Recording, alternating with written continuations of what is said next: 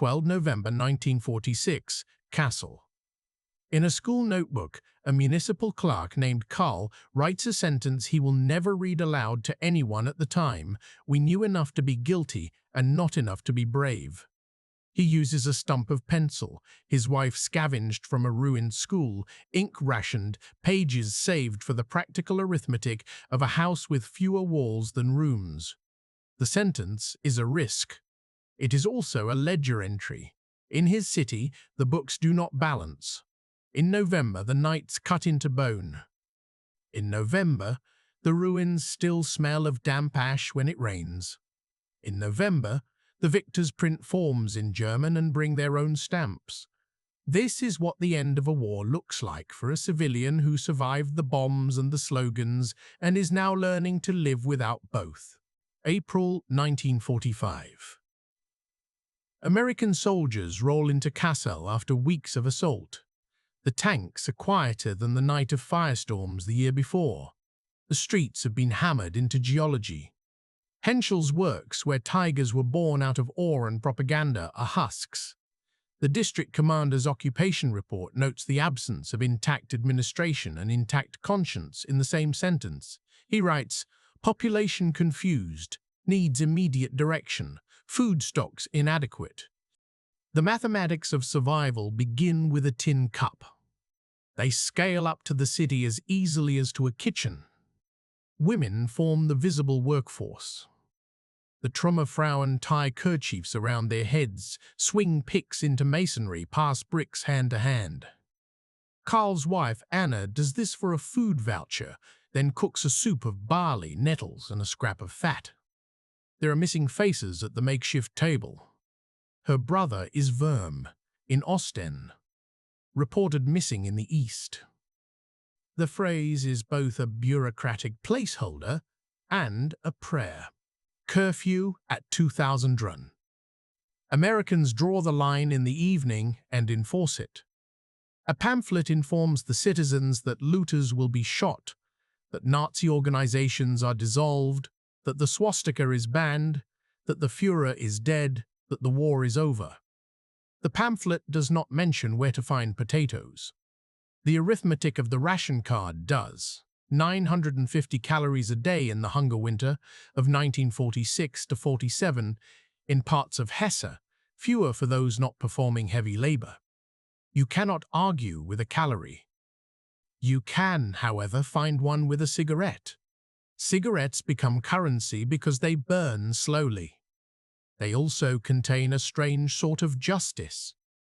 The man with a carton is rich. The woman with a pack can trade a smoke for a spoon of sugar, a half-loaf of bread, or a place on a truck to a market town where rumors say butter exists. Allied intelligence summaries note this as a phenomenon, a sign of demoralization, of corruption, of adaptability. On paper, statistics are clean. On the ground, Karl's neighbor trades a pair of boots for a sack of potatoes, someone's cousin dug up at night. Everything is a ledger. Every ledger is a confession. In late May, an American officer stands in the middle of a square and announces that war criminals will be prosecuted, that there will be denazification. He speaks through a German interpreter whose voice is too young to carry that much history. The crowd shifts. Some nod. Some look at the ground. There are not enough courts in the world, someone says, to process the number of uniforms they saw in marches or on payrolls. It is not a shout. It is not a defense. It is a calculation of their own. Karl never wore a uniform with a skull. He wore a city jacket and sorted forms. Before the end, he sat at a desk in the building code office and stamped approvals for industrial kitchens, saw the plans for a dormitory near the factory, saw the lists for labor allocations, saw the city marks for foreign laborers that were to be housed out of sight but not out of sound. He marked everything as received. He told himself it was not his business to ask where the workers came from. It was his business to stamp. June 1945. No fraternization, the Allied directive says. then relaxes and becomes fraternization allowed. The language changes because the mathematics do. Soldiers are men, and women are women, and people laugh. The occupation is less formal than a broadcast suggests. The fear of retribution is more specific than the rumors.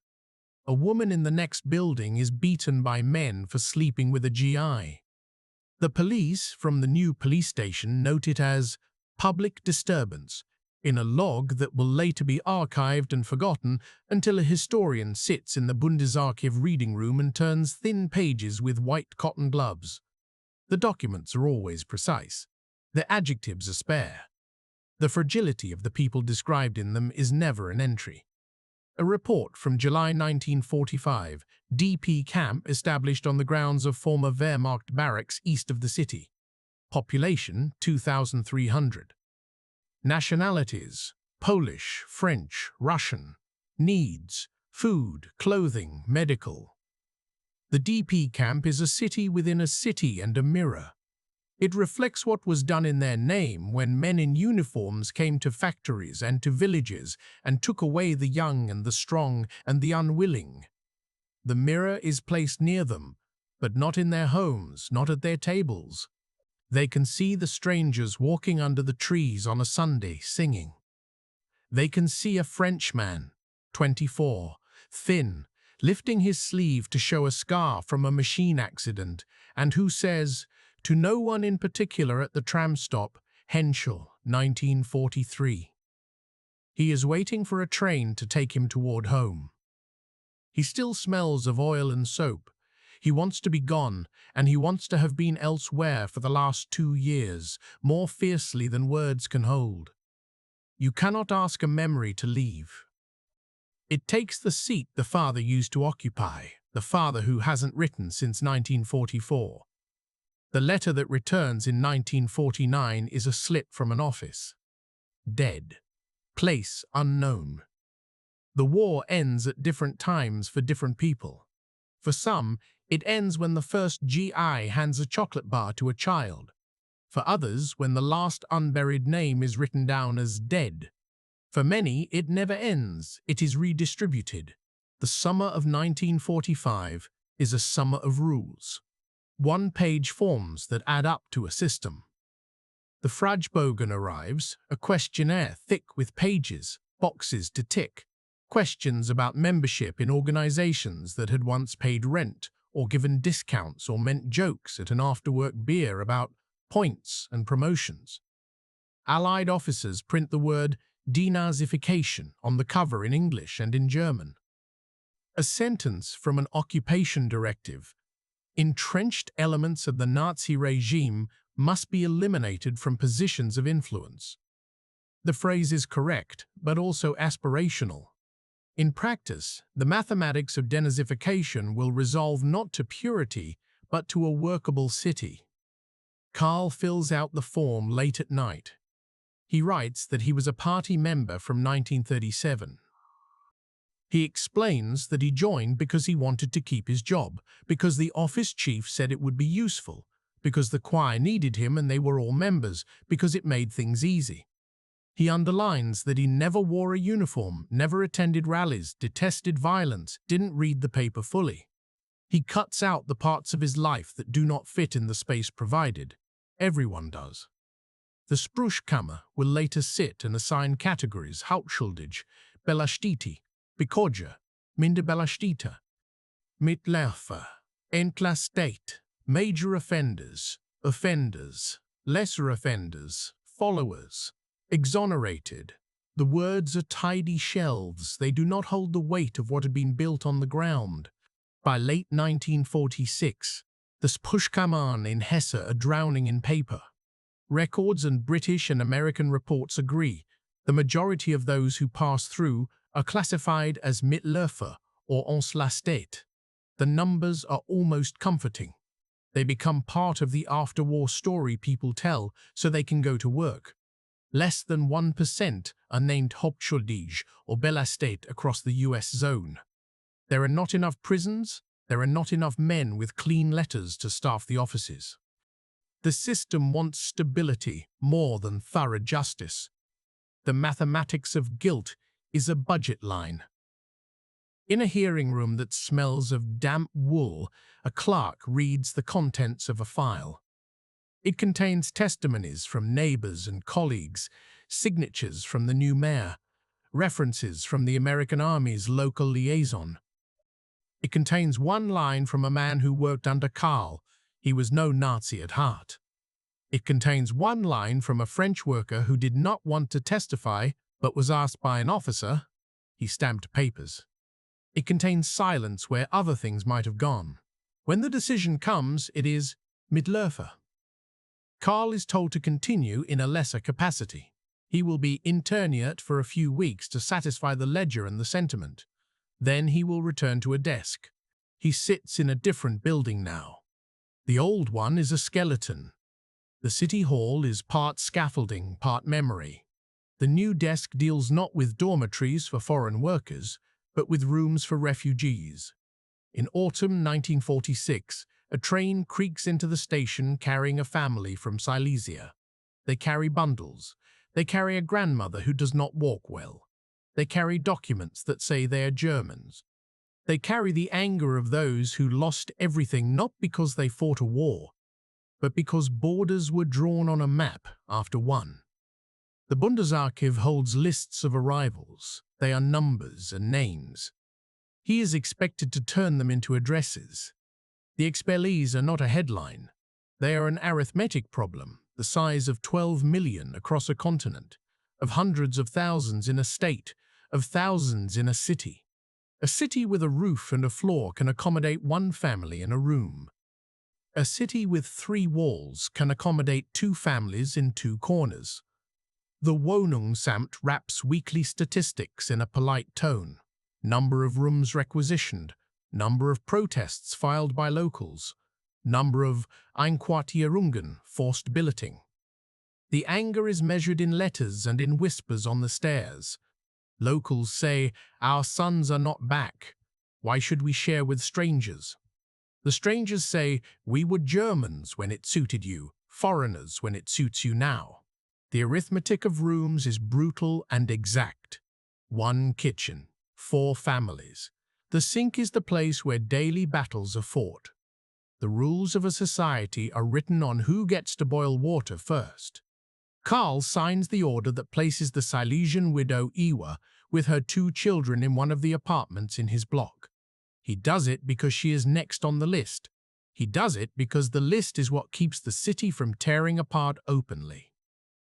His wife weeps in the bathroom because there will be eyes where the wall used to be, and because privacy is a memory like the feather bed they lost to the fire. Iwa brings rye bread from a cousin. They eat together in silence at a table that leans. The hunger winter arrives. In February 1947, the cold flattens everyone equally. Equally, ex-Nazis, Mitläufer, Entlastet, expellees, DPs, Americans with new boots and better coats. River ice glitters under a grey sky. The pipes freeze. People carry buckets to a stand pump, queue for hours, read the ration board, go home empty. Care parcels begin to arrive. They trickle into the city like messages from another planet, where there is cocoa and corned beef, rice in white bags, printed with words that sound like generosity and geopolitics. An occupation report notes that morale improves when packages are received. That, too, is a kind of mathematics. There is a new kind of talk in the cafes that survive behind tarpaulin. It is about plan, Bizone, Marshall. Americans send locomotives and grain and machines. Departments with American names are set up in Frankfurt to coordinate it. The men who sign receipts and build warehouses are sometimes the same men who wore party pins, now pinning new badges to lapels, Democratic Party credentials, trade union memberships, church committees. The past moves into different drawers. At the end of 1947, money means less than the cigarettes in your pocket. Butter costs millions of Reichsmarks. Shoes cost a laugh. The black market price list is the only one anyone reads. In November, The Economist on the radio speaks in a careful baritone about the need for reform. He uses the word geistig, spiritual. He says, we must liberate prices. Men who have learned to count in cigarettes think he is a madman or a prophet. He is both less and more. He is a functionary with an idea. 20. June 1948. Carl stands in line with a card loose in his sweating hand. In a schoolroom, a woman with a careful bun hands him a little booklet and new notes that smell like new paper. Deutsche Mark. He receives 40. He will receive more. Overnight, the stalls in the market bloom with goods that had been hidden. Prices jump. Wages in the new money feel like a second salvation. A British report notes, currency reform successful. Price liberalization initially disruptive. The city exhales, then chokes, then coughs, then breathes. The kiosks sell apples. The same day, the other city over the hill and over the invisible line hears the same news differently. In a different zone, a different set of instructions arrives. The Cold War pins flags to maps, draws a border through the middle of a nation that had tried to draw a border around a continent. The mathematics of the Cold War is simple and cruel. It divides everything into two and then demands a loyalty. It demands a silence in exchange for help. It demands the acceptance of continuity in offices for the sake of continuity of electricity. In public, Carl says nothing political to anyone. He returns to work in a city that is not quite the one he once knew. The cylinder blocks in Henschel's yard turn, not for tanks, but for trucks and tractors. He applies for a transfer into the factory's wages office, because it pays more than the city's housing assignment work, and because there must be a different kind of paperwork now. He is hired because he understands forms, and because someone who used to oversee another kind of ration list writes him a reference that says reliable, not political. He understands the compliment. He understands the insult. Marshall Plan shipments roll through the station. Bales stamped with blue letters. Pallets of powdered milk. Machines. People stand on the platforms to watch them as if they are parades. The first diesel engines in the yard smell like a future that is not a doctrine. They smell like oil and heat, and, as a man in a union newspaper writes, a present tense. In records stored in archives that will later be called the Bundesarchiv, there are lines and lines of inventory of items entering the stream: tin plate, copper wire, rebar, timber. Each contributes to the new arithmetic of employment. Unemployment drops. Overtime rises. The wages book is its own sort of victory report. In the wages office, Carl writes numbers into columns and watches the factory floor through a glass that never quite gets clean. Men who were at the front now run drills. Men who hid in a cellar now check tolerances. In the break room, a sign quotes the new chancellor, "Werden Frieden will, muss Aufschwung beitragen." If you want peace, contribute to the upturn. The sentence lands on the ear like a moral and like an order. In it, there is an erasure. It is not a secret, only a choice. The denazification files, meanwhile, go quiet. At the end of 1948, the Sprüchkammern slow and then stop. Amnesties are announced. Categories blur. 31 speaks a new tongue of administrative restoration, a law that reintegrates civil servants that says, we need experienced hands. In practice, this is a statement about forgetting, properly certified. The police chief is the nephew of the former. The school principal's party membership was a formal matter. Teachers hand out new grammar books that describe the war in passive voice. The Wehrmacht did this. The city was bombed, people starved. The Jews are not named. The camps are nouns but not verbs. A course in civic education begins in the high school where Carl's daughter sits upright because she is afraid to fail and because she has learned from her mother that uprightness is survival. The textbook contains a chapter on the basic law. It speaks of dignity and inviolability. It tastes like clean water. There is a chapter about the Nazi period. It is 3 pages. There is no assignment to visit a camp. The city council lays a wreath at a memorial to the victims of the bombing every year in February. The church bells ring. A plaque to the deported Jews of Kassel is considered, then postponed. In the minutes it says, budgetary constraints, will revisit next year. They will revisit in 1960, then in 1960, then in 1968, then in 1974. History is recursive.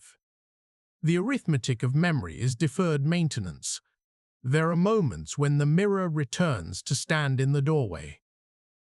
The Polish and French leave first, the Soviet citizens last, if at all. In 1946, a truck rolls to the station with men and women singing. The German women watch and say, they look so happy to be going. At the station, a woman from France, 30, writes a letter home with a borrowed pen. I saw the house where they kept us. The people now living there walked past without looking. The letter survives in an envelope in an archive box because her granddaughter donates it to a museum 60 years later. It contains no accusation. It contains a description so clear it is unanswerable. In 1953, another man returns from the East, not the father, a brother. He steps off a truck, gaunt and older than his age. He has learned Russian swear words and the grammar of silence. He sits at the kitchen table and eats slowly. He answers questions simply. There was hunger, there was cold, there was cold, there was a block, there were work quotas. He says nothing about ideology. He shows the mark on his hand where frost took skin. He sleeps loudly, demanding his place in the small room, as if the walls themselves are a question he must answer with his body. The family adjusts. The arithmetic of beds changes. No one speaks of 1943. The father is a photograph. The Wirtschaftswunder is a sensation in the newspapers and a modest accumulating improvement in the house. A new iron, a radio, a bicycle for the boy, a Sunday at the Edda Sea. The city opens a new housing estate on the edge of town, where the blocks are clean concrete and the windows shine. A waiting list snakes around buildings. The factory offers a bonus for those who move closer to reduce lateness. Carl applies. He writes his name on a list. A woman with a careful bun gives him a number and says gently, but with the authority of the plan, wait. He understands that this, too, is what democracy feels like for a man of his station, the right to apply and the necessity to wait. At work, a new accountant arrives who would have been too young to be guilty in 1945. He wears a tie the color of optimism. He joins the trade union. He speaks about the importance of confronting the past in a way that makes Carl's stomach turn. Not because it is wrong, but because it asks for a story. Carl does not know how to tell in a sentence, a paragraph, or a life. In 1963, the radio carries news of the Auschwitz trials in Frankfurt. Men speak in a courtroom, their voices steady, about selections and trains and beatings. The words land in the office like a heavy book dropped on a desk. No one looks up. A woman in the back tears her paper by accident and stares at the tear as if it contains a map. The town puts up a small plaque near where the synagogue stood. It is tasteful. It is easy to miss. There is a ceremony. Men in suits and women in hats. The mayor says, never again. The verb form will harden into policy when the next generation pushes harder. In 1968, young people in the university march. They chant different slogans that feel to older ears like the end of the world. They ask their fathers where they were. The fathers say, Mitläufer, followed orders, didn't know. The young do not believe them. The young are not wrong, but their mathematics is incomplete. The variables are not only fear and ideology, but bread and beds and neighbors. It does not absolve, it explains. Explanation is dangerous in a country where excuses were once a currency. The mathematics of denial is not a zero-sum. It is iterative. It refines itself with each retelling until it appears identical to truth. In the denazification file of a small-town teacher, a note says, "Member for reasons of career." In his oral history, recorded in 1980, he says, "I never had a choice." A historian listening in the archive writes in a margin, "He had choices." The conversation is impossible because participants are not in the same room or year. They speak across decades and across new roads. New roads matter. In the early 1970s, a highway cuts through the old quarter where, 30 years earlier, rubble piles had been playgrounds. The city replaces a medieval alley with a department store that sells ready-made suits for men who can now afford to look like photos in magazines. On a spring day in 1975, a bus parks near the guest house on one of these streets. A man steps off carefully and looks around. He is 60 now, a tourist among hundreds. He has saved for this trip because his son thought they should go to see the modern Germany with its cars and its discipline and its beer. He writes in the guest house book with a steady hand that still has the movement of a machinist, 1975, German guest house. The street looks charming now. In 1943, I saw it from the back of a truck. His name is René. He calls himself a visitor. He does not want to be a witness any longer. But memory chooses its own occasions. He is the French forced labourer, the one who had worked at Henschel's, who had watched a German clerk stamp something without looking up. He has not come to accuse. He has come to stay a night, to order a beer, to see what has become of the place where he learned how to carry heavy things without thinking about the past or the future. He wanders through the rebuilt centre. He counts the new storefronts as he once counted steps to the factory because he could not sleep. He eats a slice of cake that tastes like new flour and eggs from a farm truck and thinks of the soup he ate with 7 others in a barrack. In the evening, he walks by the new loggerheads of modernity, the advertisement in polished glass, the bank with its logo like a coin tilted upright. He stands where a warehouse once hemmed him in, and he says to his son, "This was a corner where a guard used to stand." The sentence is short. It is a line in a ledger. It has no emotion because emotions burned in 1943 and 1944. He writes his line in the guest book not out of bitterness, but out of exactness. He adds a second sentence, "I hope your beer is cold." It is. The woman who keeps the guest house reads it the next morning and pauses, her hand on the coffee thermos. She was born in 1949. For her, 1943 is a chapter heading. For him, it is a year he has been walking out of since he turned 22. Carl will never read René's line. He visits that guest house a week later for a cousin's birthday dinner, sits by the window, eats schnitzel with lemon, and says almost nothing about the past. The only sign that the past still moves inside him is the way his left hand tightens on the knife when men at the corner table talk too loudly about how well everything worked. Back then, meaning not the dictatorship, but the punctuality, the cleanliness, the feeling of certainty.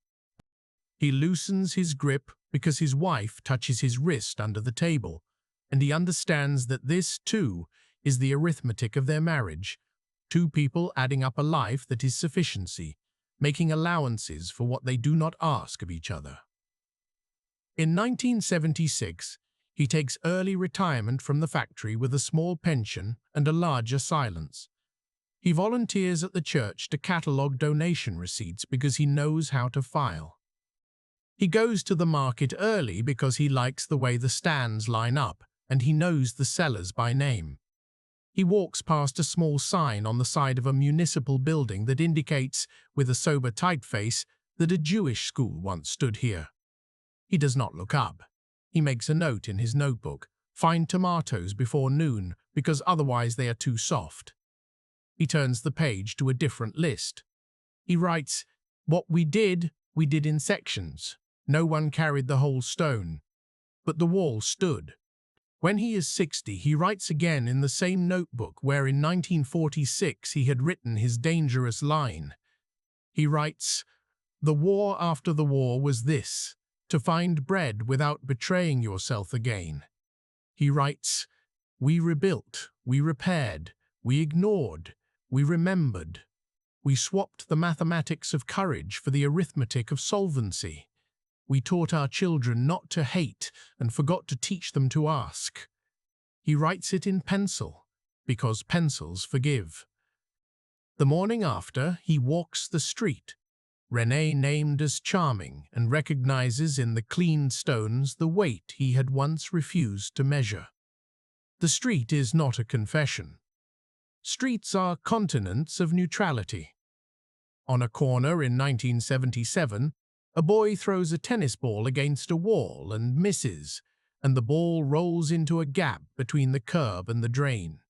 He kneels, he reaches, he retrieves, his hand comes back wet. The world continues to move around all the pauses. Between 1945 and 1949, there had been another kind of arithmetic at work that no one now likes to remember. The lists of Jews registered in towns for repatriation, the inventories of stolen goods, the notes about furniture acquired under special circumstances. In the Kassel City Archive, a set of yellowing forms records the return of household items to survivors. 1 armoire, oak. 2 chairs, woven seat. 1 clock, brass. A clerk's signature, often illegible. A survivor's name, often an echo: Kirchheim, Rosenfeld, Salomon. A notation if items were damaged.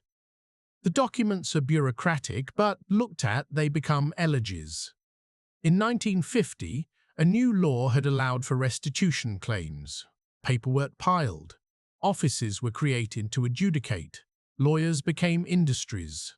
The mathematics of restitution is both an attempt to make a map and an admission that the territory is gone. They can return a chair, but not a grandmother. They can cut a check, but money cannot sit at a holiday table and laugh. The process becomes part of Carl's desk for a season. He stamps received. He stamps processed. He stamps paid. He goes home and holds his fork in a hand that still feels ink. The second generation begins to speak out. In 1970, a man kneels in Warsaw before a monument to the ghetto. On television, people watch and argue at dinner. Some say it was necessary, some say it was theatre. Carl says nothing because he cannot weigh gestures any longer. He knows the weight of sacks and of paper. He knows that when you tilt a ledger one way, the lines converge. When you tilt it another, they do not. The Cold War warms and cools like a temperamental winter. NATO, rearmament, Eastern treaties, words on pages and flags on poles. The practical effect is that men like Carl continue to live in a city where trains go east and come back without stopping for him. It is that his son chooses to work at the car plant over the hill rather than study at the university because money now is a closable loop. It is that the newspaper carries more foreign news than is comfortable.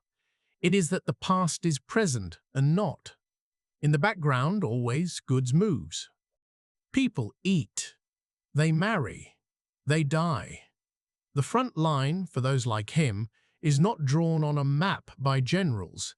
It runs through forms and through heads. A final entry in his notebook, dated 10 May 1985, 40 years after the day the city was occupied by men who insisted on being called liberators and who were. He writes, "Today the Chancellor spoke in a cemetery. People were angry. They said, 'You cannot put all the dead in one sentence.' He writes, "They are right." He writes, "The stone in my chest has not moved." He writes, "In 1946, I wrote that we knew enough to be guilty and not enough to be brave." I see that sentence everywhere now, on buildings, on faces. It is still dangerous. It is still the only honest one I have. When René dies in 1993, his son finds the guest house entry preserved in a scrapbook of the trip through Germany.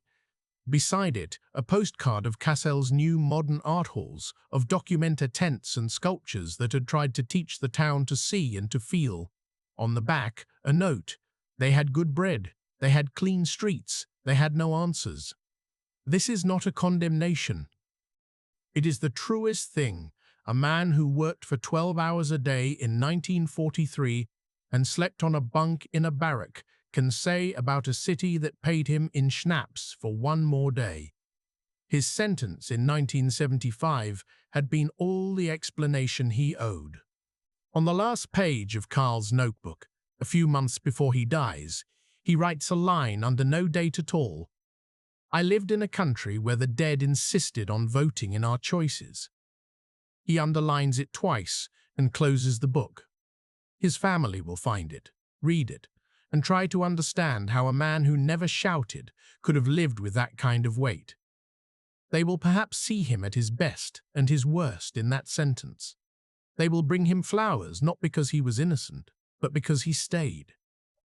The story of civil life in Germany after 1945 is not a single story. It is a multiplication of households. The mathematics of recovery is additive: bricks, laws, meals, births. The mathematics of justice is subtractive: penalties, bans, prisons, then remissions. The mathematics of memory oscillates: fear, denial, confession, defense, fatigue. Across all of it, a ledger: names present, names absent. The ledgers are stored in state and local archives. They are tended by people who were not there. They are read by people who were and who nod or flinch or look away. The ledgers themselves do not tremble. They are paper. In the years between 1945 and 1975, Karl learns to live well enough in a republic that depends on him not asking for too much clarity. His wages are fair. His union negotiates a bonus.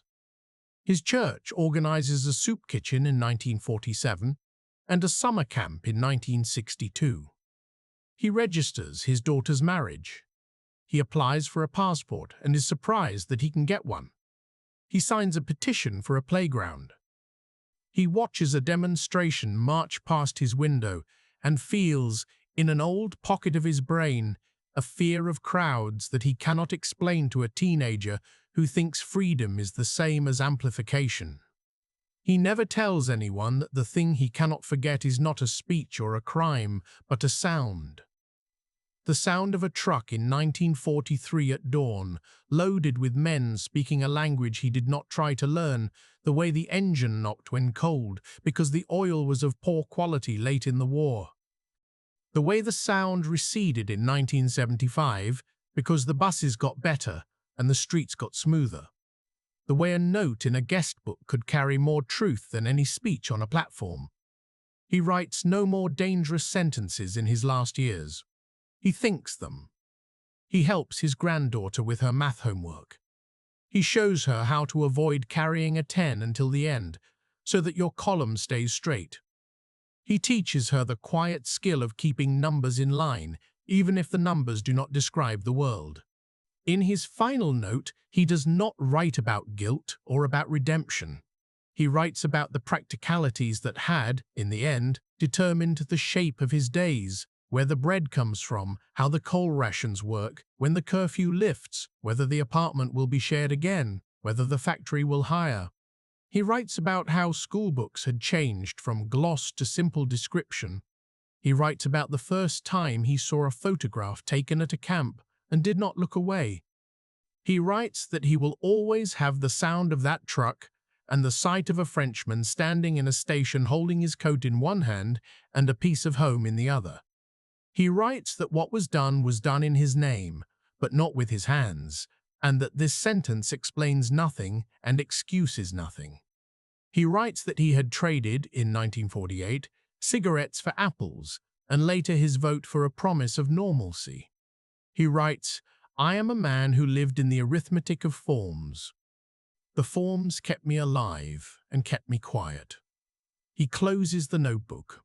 He looks out the window at a street that looks charming now, and as if it had always been that way. He thinks of how many of his choices were made under pressure, and how many were.